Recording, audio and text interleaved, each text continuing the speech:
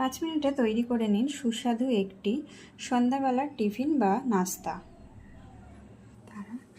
1 cup ময়দা নিয়ে নিয়েছি, তার মধ্যে দিয়ে দেব একটা ডিম, তোমরা চাইলে দুটোও দিতে পারো।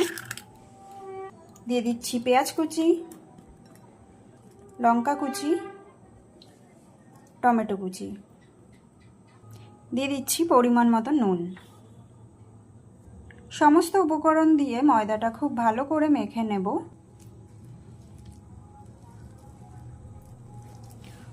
আস্তে আস্তে অল্প পরিমাণে জল দিয়েও খুব ভালো করে মেখে নিতে হবে।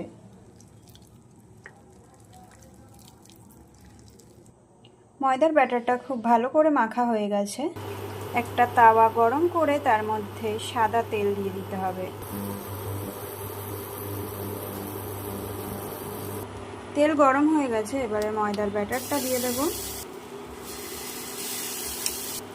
হাতের সাহায্যে একটু ছড়িয়ে দেব, তোমরা চাইলে চামচের সাহায্যেও করতে পারো। এপিট ওপিট করে ভেজে নিলেই তৈরি হয়ে যাবে একটি দুর্দান্ত স্বাদের গোলা রুটি।